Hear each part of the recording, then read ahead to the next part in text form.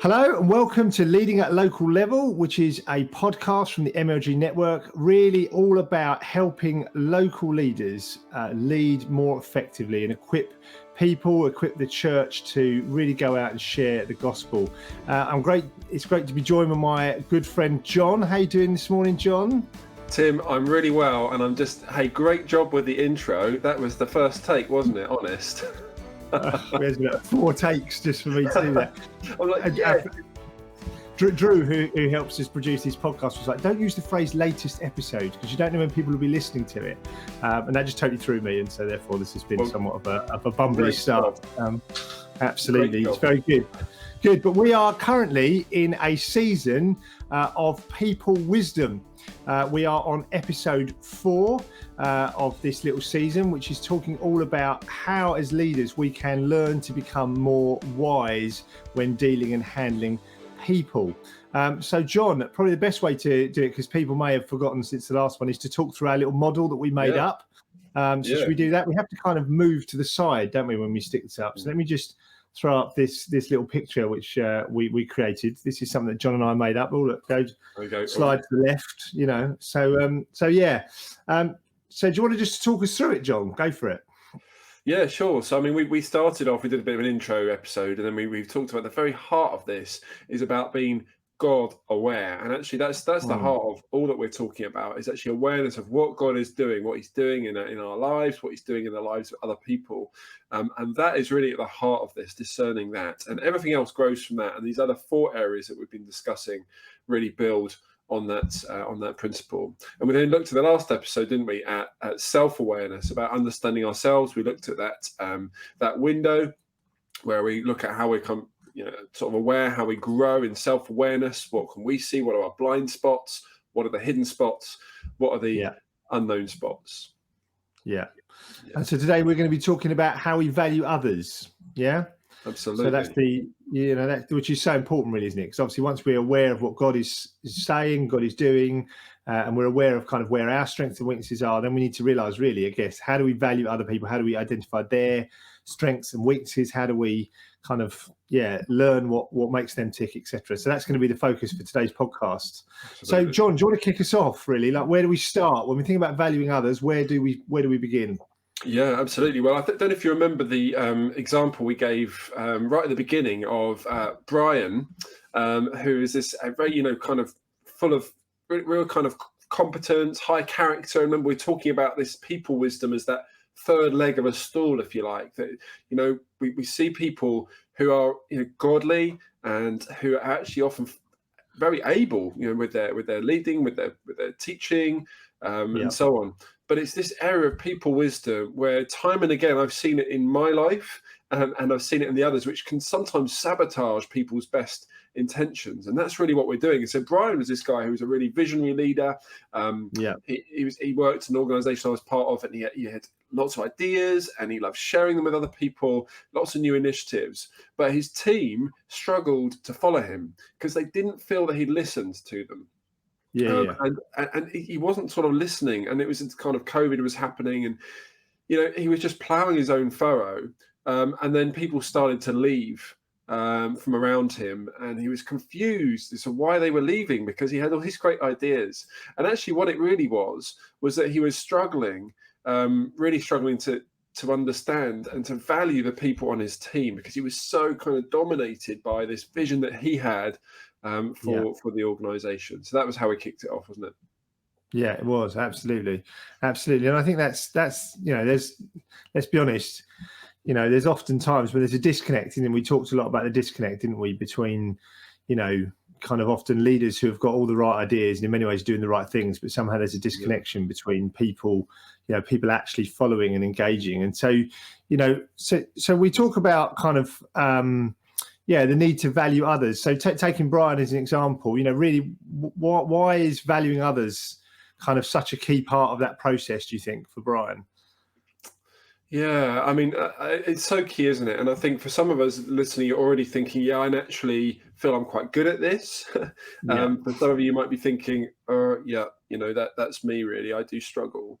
But basically, valuing other people is about being able to sensitively recognize where this person is coming from. It means getting to know people. So it might be cross-cultural dynamics. It might be recognizing the different personalities of people on your team. It might be being able to recognize people's emotional responses and take that on board, and not just immediately feel offended that someone doesn't agree with me as the leader, and I now need to either convince them or I need to argue with them.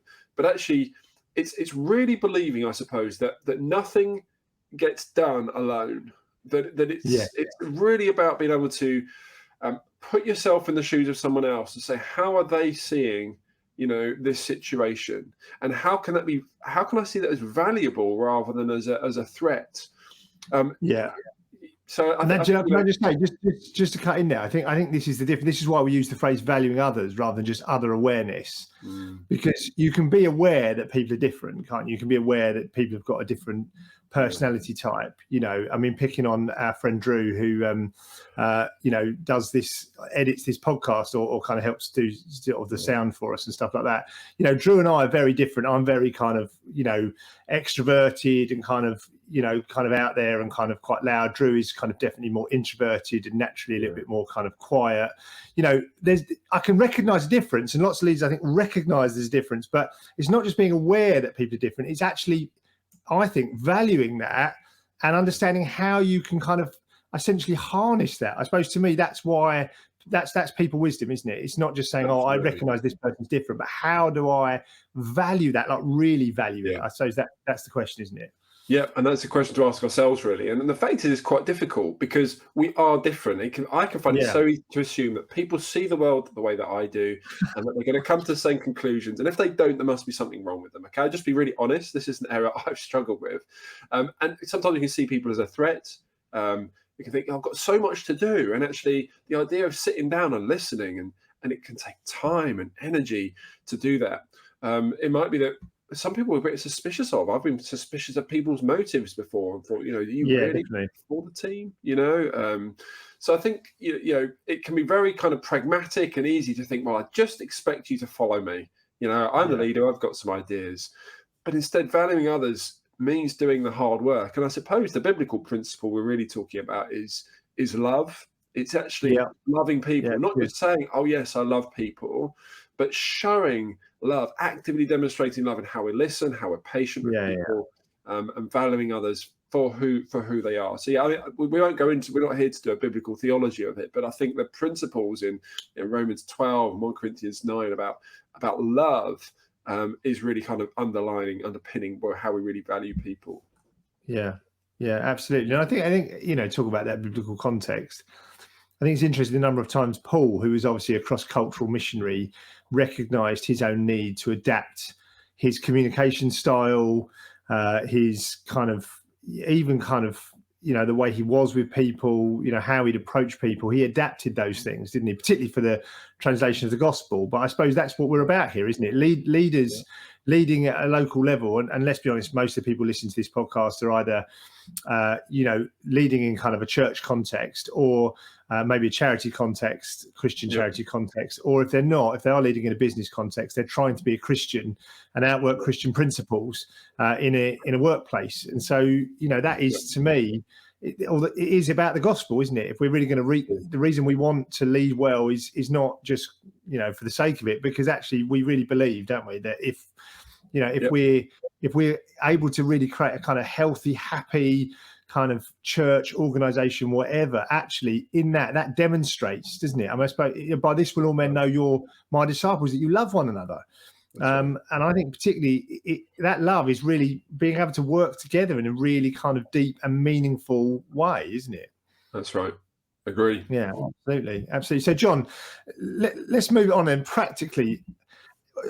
You were going to pick up something, and we talked about this before, and you've actually got a graphic on this, and I think this is quite important, because I think it's probably a lot of people listening to this are thinking, yeah, all right, you're boring us. We know, we get it. Like, we need to understand people. But my experience of working with lots of different leaders from lots of different organizations, churches, schools, businesses, is that I think there's often a mismatch between what people think they know about people and actually what people do know about people. Tell us a bit more about that, because you've been thinking about that a bit. Absolutely, yeah. So I think what we're really trying to do on these podcasts is help us, and we're starting with you and I as we discuss this. It's really helpful just for us to chat it through and for me to think it through. We're trying to move from places where we're not as aware as we thought, or about how good we are at something, through to actually being aware of it. So there's a nice little diagram that might represent this. It's where trying to move from what we call unconscious incompetence. So that's we're not aware of the skill. We're not aware that we're not very good at it.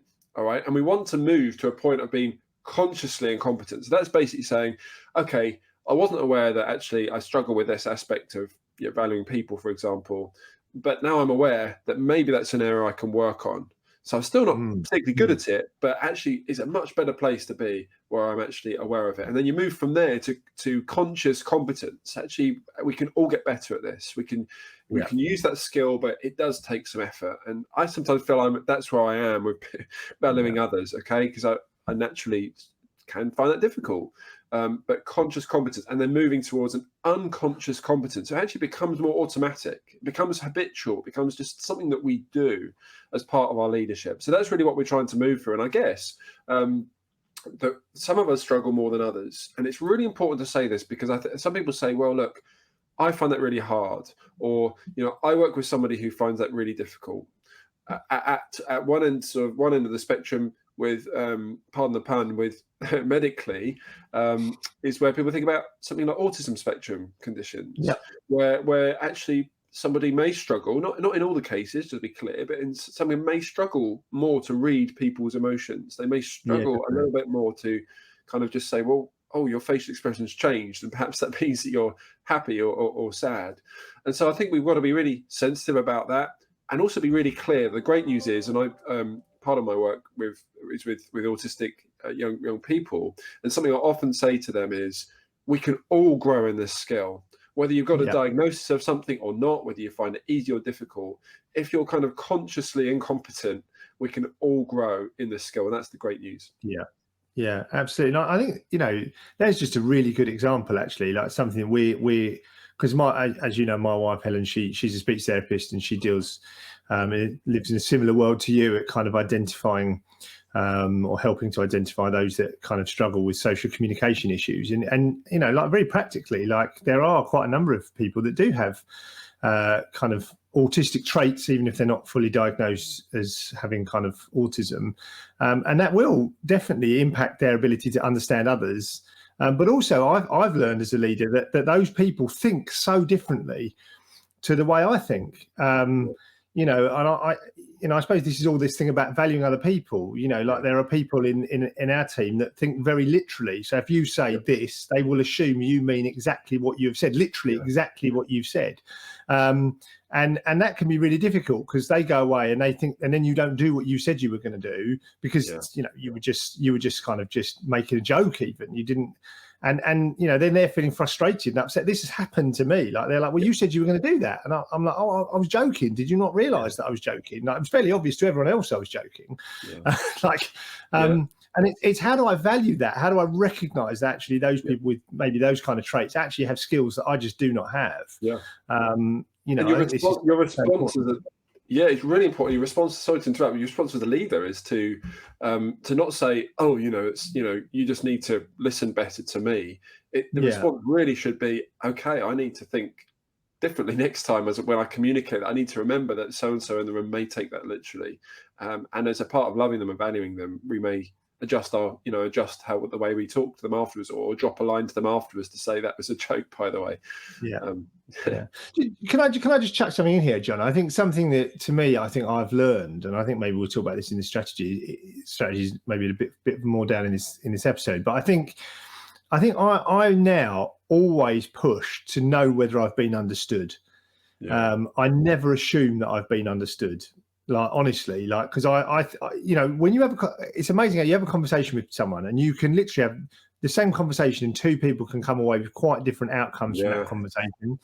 I mean, you've only got to be married for any period of time to realise that happens. And I think kind of, to me, as a leader, just an exercise like in leadership, I think is just starting to get very conscious about has this person really understood what we're trying to do here? Like, have they? And it's not just about task, but it's also about heart attitude. Do I really feel like they're on the same page? Do I really feel like they're connected to me in this idea? And I think that is, to me, so important. And that's something I realize I strive for that all the time. Literally every conversation, I'm like, I want to walk away from this conversation knowing that we're on the same page. And so I'm always pushing, like, what, tell me what you mean, you understand by what we've talked about, that kind of thing. Because I want to know that we're on the same page. I'd hate the thought of, like, we're separate. I go my way thinking, oh, brilliant, they've got it. And they come away with something completely different. And it happens all the time. Yeah, it's a great way. But by the way, just to say, I've seen that people do that. I don't do it very well, but finish a meeting or a conversation and say, so what's your takeaway? And try not to do it in a too formulaic way, but almost inviting people to respond back and say, what is it you've heard? What's your takeaway to what the next step is, and then listen to that and try not to get frustrated if it's different from what you communicated. Absolutely. Good. So John, so take us a bit deeper into this subject then. How are we going to be more aware, I guess, or what do we need to do when we're thinking about valuing others? I think another thing is genuinely putting people first, which can be really difficult. So here's a question that somebody asked me, and it really hit me in the heart. She said to me, are you trying to accomplish your mission through people, or is your mission a means of growing people? Yeah. And I thought, oh, that's really good, because so often I'm so thinking, this is what I'm here to do, growth, whatever it might be, develop this team, this work, and people are the means to which that mission can be accomplished. But actually, flipping it on its head, and it's probably a bit of both, really, but saying, how much do I really value the people? Is what we're doing a means of developing them? So if I've got like a worship team or a preaching rota or small group leader, we're here to achieve tasks, to preach, to lead groups. But actually, am I also seeing the task as a way of growing that person? Does that resonate at all, Tim? Oh, absolutely. And I think probably like 95% of the people who listen to this episode will say, well, of course we put people first. But here's a question, right? So if it was a choice, seriously, if it was a choice between, hammering out a doctrinal point, right, or putting someone first, which would your preference be? Right now, my attitude is that I will kind of, my job isn't to kind of pin people down on every point of doctrine, for example. My point is really to help people grow and find the Lord over a period of time. And I think, like, this is often where, we say we put people first, but then when someone does something wrong, for example, or someone says something slightly, theologically incorrect, we're like, well, we've got to correct that, or, or we need to, let's say, for example, like, we had an incident a few weeks, just a little thing in church, and someone was doing something. I think they were doing the teas and coffees or something, and they actually were kind of not doing it very well.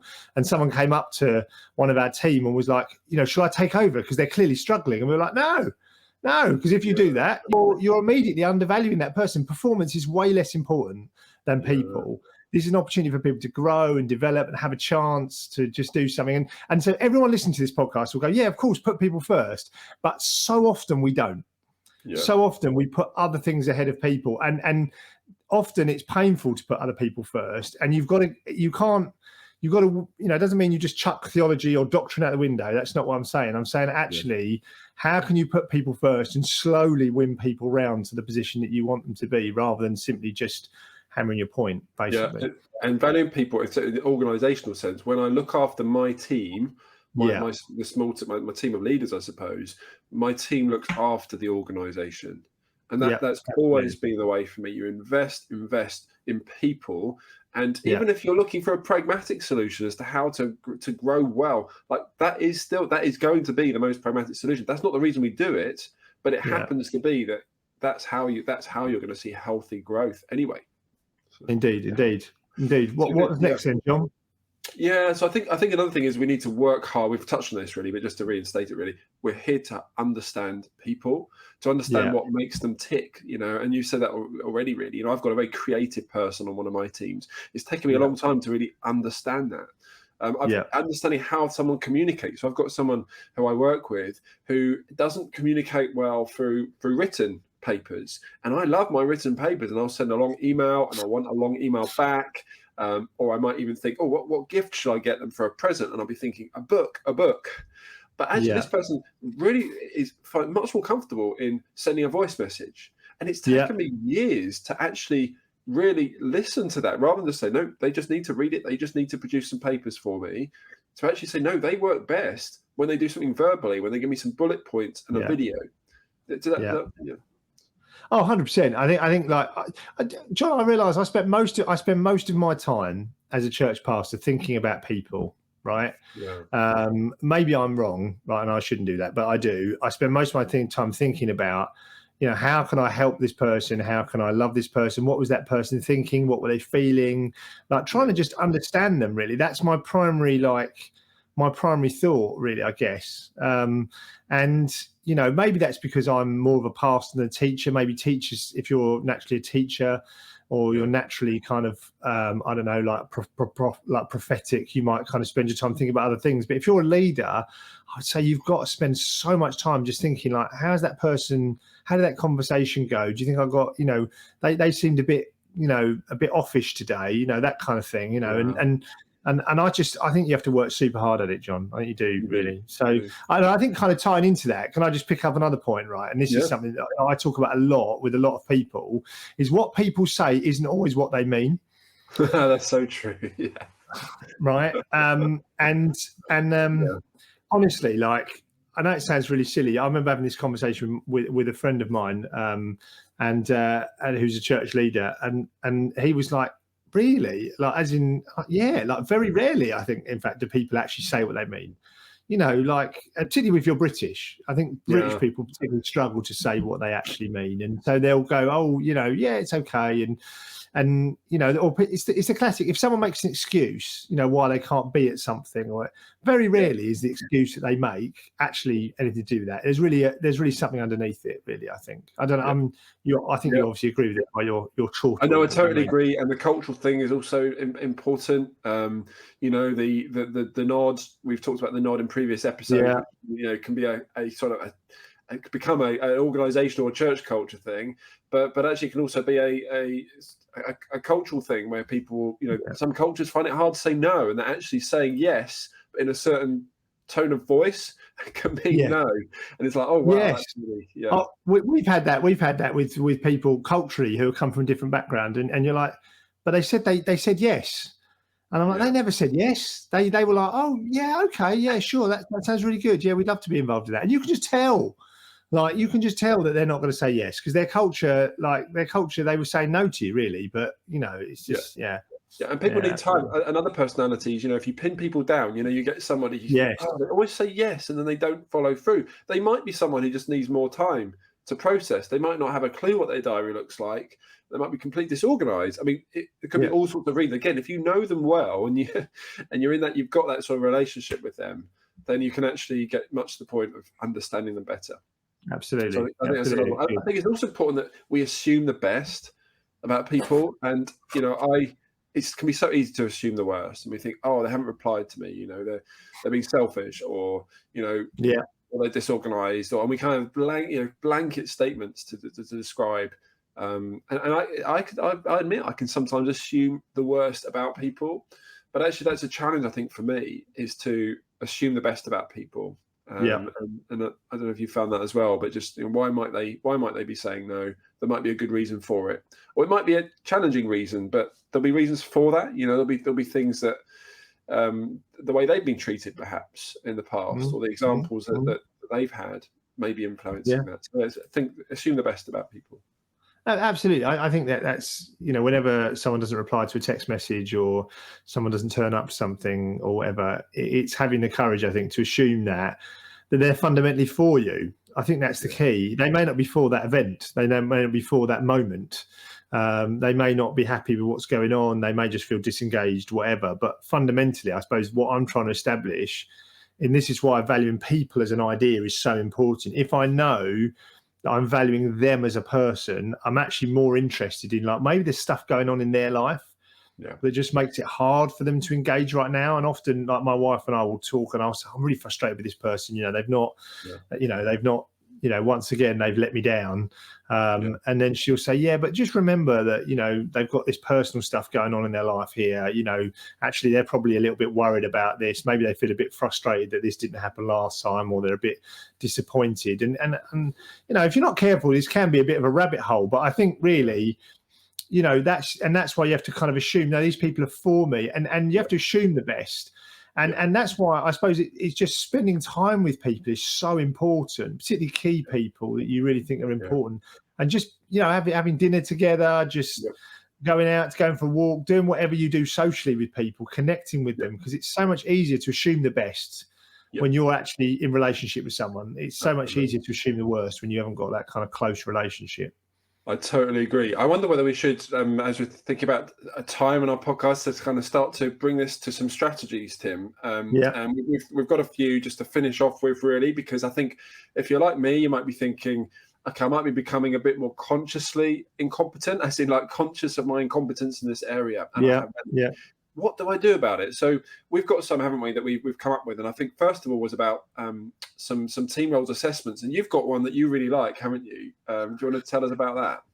Yeah, I've got a free one, which is called True Colours, which I can send you. And it's super simple. It's got 4 colours, and we did it at the latest MLG Leaders Conference. And it was amazing how just, you had sort of 40 people in the room just kind of being like, oh, like that explains so much of my behaviour, and that explains so much of your behaviour, and why you're that way and I'm that way, and why, to be honest, we clash on a regular basis. And I think so to me, if you've never done one of those with your team, it said True Colours, email us if you're interested, and we'll send you the PDF. It's free. I say it's free. Probably, I'm sure someone will charge you for it. But we've got just a simple paper copy type thing that's so easy to use. And that's massively helpful, John. There's others, isn't there? We've talked about things like 5 Voices, Belbin, there's Working Geniuses. There's Myers-Briggs, if you've done those kind of things. The reason we like True Colours is just because it's free and it's super simple. It's only four things, which you'd be surprised, but that makes a difference. The really nice thing is it just helps you to talk about things a bit more abstractly, and that you can have a bit of fun about it. You can be like, oh, okay, you're kind of asking all those questions. Go, well, you're gold, and okay, we've got to avoid the pitfalls of getting into this kind of language and putting people in boxes, but we can have a bit of fun with it. And I think it's important to be able to laugh at ourselves sometimes, and laugh at misunderstandings, and just make a bit of light of it, because it's serious sometimes. Let's have a bit of fun about it, and if we're in a trusting kind of when that's appropriate, when we're trusting people, we can have a bit of a laugh. And I think team roles assessments can be quite fun. Yeah, absolutely. So next we're going to talk about creating a language for difference. What's that about? So one of the things that we're identifying in our church, I mean, so taking this team role assessment, so there's 4 colours, it's gold, orange, blue, and green, and sometimes we'll be in meetings together, like leadership team meetings, and one of our guys will be like, you'll put a big idea. I'm an orange, so I'm a very kind of like, yeah, let's do it, let's go for it kind of person, and one of our guys is much more green, so he's quite reflective, and so he's like, and so I just say and so we now say that's very green behaviour there. You're behaving like a green, or like we've got one guy that's gold who's very detailed, and so like you're a gold. So we use that as language. The other way we've used language is, so one of the things that's happening in our church a lot is we've got a real mix of particularly different classes, so kind of working class and middle class, and realising again, how do we value people from a working class kind of background when you're maybe predominantly kind of traditionally have been quite middle class, and just creating a language around that of actually like has been really important for us, and saying, do you know what, like there is difference, but we're all one together, and we need to, and saying things like, everybody, you've got to come just as you are. Like, I know everyone says come as you are, but for us, we kind of say come as you are really means it. We really mean it, come as you are, and stuff like that. And and so we talk about this stuff. I suppose that's the best way to create language, is have conversations about difference. Yeah, great. No, that's really good. I'm slightly distracted. There's a cat. The cat who is, as you sometimes see, sleeping over there, is now wanting to come in and sleep over there, but she's going to have to wait for a minute. So if you can hear some meowing, it's because it's a bit cold. Bless you. Anyway, so we next just mentioned. I realised that I actually started that answer and for the last point. So sorry about that, Tim. Cut across you there. I need to value you a bit more. Clearly, I think considering cultural dimensions was the third one we were thinking about, and that can be, we've mentioned that already. So it can be nationality and culture. We had a lovely family in our church who were white South African family, and I remember them said to me once, people assume that we just see the world the same because we look the same, like on the outward appearance. But actually, when I really got in and understood some of their upbringing as Afrikaans, I was like, wow, like massive differences in the way that you're seeing the world. So, and that helped me to really value this person a lot more, who I initially found quite difficult, to be honest. He's probably listening, but I'll talk to you about it later. But that's how it was. But I think as well as kind of, class, nationality, culture, and so on, we've also got our organizational or church culture, and doing good work on that is really valuable. What sort of culture have we got? Are we an encouraging, listening culture? Are we a culture where we're patient with each other? Do we assume the best? What are the things that we value? So I think that, thinking about your culture, taking a step back that you live in, the kind of the water that you're swimming in is really important. Yeah, I think it's definitely worth saying that we surround ourselves with people that are like us naturally. Naturally, yeah. So, and over time we surround ourselves with people that think like us, particularly think like us, and kind of would enjoy the kind of things that we enjoy. And that's what's wonderful about the church is this mix of different people. But boy, does it genuinely create problems. It really does. And I think, one thing I think about the Black Lives Matter kind of movement that's kind of been taken off over the last couple of years, and I think the thing I've learned most from that is just really being aware, I guess, of how different people see the world. Talking to some of my my black friends, realizing that for them, many of them do perceive, racism. And I was like, oh, I just wouldn't have perceived that as a thing, and you're like, it's only when you sit and talk to people and you realize actually from where you're coming from, you are going to see that differently to me. And I just didn't even recognize it. And so again, just sitting down, like we said, work hard to understand people. You have to work hard. You have to sit down and say, explain it to me, because I just don't get it. And I'm not going to see that as, and that's just a really obvious and really good example. It is. I mean, that's really our sort of next point about spending time with people we've mentioned. So doing that one-to-one, but also in a larger group. And it's helpful sometimes just in a group to get. And we had a brilliant meeting recently where a group of 6 of us in my team, in the parachurch organization I work for, we had a great time of sharing, and we asked some questions. I said, so, when you're kind of a bit more stressed, when things get tough, how do you respond? How will I know that you're feeling a bit stressed? So one person said, well, I tend to go really quiet. I tend to just go quiet. I'd stop communicating. And for me, it's the opposite. I said, my emails might get a bit shorter. I might sound a bit more snappy or a bit more impatient if we're on a call or we're kind of getting towards the end of the meeting. Someone else said, I try and hold back asking people to do things, and I just take it all on myself. So that one question opened up a really helpful time of sharing. And I just felt I got to know my whole team better. We listened to each other and were, oh, that's really interesting. You react completely differently to me, but that's helpful for me. Yeah. Having fun is so important.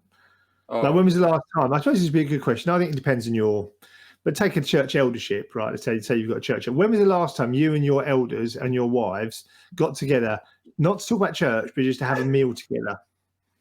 Just to enjoy. Challenge each other not to talk about church. Yeah, absolutely. Just be like, I just want to understand you. I just want to connect with you. What's going on in your life? Massive, hugely important. Absolutely. John, can I just talk about one other thing just quickly that I think I do that I think is really important, which is this: acknowledge people privately and publicly. Yeah. To me, I think I'm always seeking to acknowledge people, right? And that sounds, sometimes it can feel a little bit like, oh, am I just, but like every opportunity, like privately, I'm trying to encourage people. Matt, that was brilliant. Well done. That's terrific. Good work. Just want to say that was really, really helpful what you did there or whatever. And then if I can publicly, particularly in a way, that's non-weird. That you do it. Like we had one of our guys in our church had to do 6 weeks in a row doing Sunday Kids, and because of COVID and all the rest of it. And so after 6 weeks, we got him up the front. The elders each put in a tenner, and we bought him a voucher to take his wife out for dinner. And what we're trying to say is we value you. We value what you've done. We acknowledge that you've put a shift in there, and it makes people feel valued. It makes them know. I was thinking that as you were saying that, how will I know? I was thinking of the Whitney Houston song. How will you know? I really know. Yeah. Sorry there. But that's what people know. How do you know that? How do I know that you love me? How do I know you understand me? And so every opportunity you can do to acknowledge people, just to make them. I've heard you. I've understood you. I've seen you. See you. Do it. Yeah, brilliant. And then probably just, at the end of the day, we all need a bit of help with this. And we've done an episode on feedbacks. We won't go into that now, but I know that I've struggled with this in the past, and I was called, I had people sort of calling me out for various things, and actually getting to the point where I'm just saying, I find this difficult. For example, I'm quite black and white. I see things black or white, but so can you help me when I don't see the grey? Or it might be somebody I can ask that I know who observes me and say, how am I getting on with valuing people? Or am I just kind of being pragmatic and trying to get things done and running roughshod over people? So I think that's the thing, isn't it, Tim? Ask for help and for feedback. We all need it, and that is the key to getting to the point from coming from an unconscious, even from a conscious incompetence, to say I want to become consciously competent at this. I want to be good at valuing people. Yeah, absolutely. I think it's just so important. And so, brilliant, John. I think we'll tie up there. Hopefully we've helped people move from a state of unconscious incompetence to conscious incompetence, or hopefully, or maybe a bit more towards conscious competence, hopefully. But I hope you've let us know. We'd love to hear from you. We love hearing, loads of you do write to us just and say thanks for what you're doing, and every now and again ask questions. We'd love, if you ask questions, we'd love to respond to those questions you're giving us. But next week we're going to be looking at what subject, John? We're going to be looking at the fourth thing in our little wheel, which is managing emotions, because actually it's well and good acknowledging people and understanding them and being aware of them and valuing them, but actually we need to think about how we're managing our emotions in response. So I cannot wait for that, because there's some great stuff that we're going to dig into. You can barely contain your excitement. I'm looking forward. You can barely manage your emotions about that. I can barely manage my excitement. You can tell. For the next episode. But okay, until then, thanks again for being with us, and we'll see you next time. Bye now. Bye.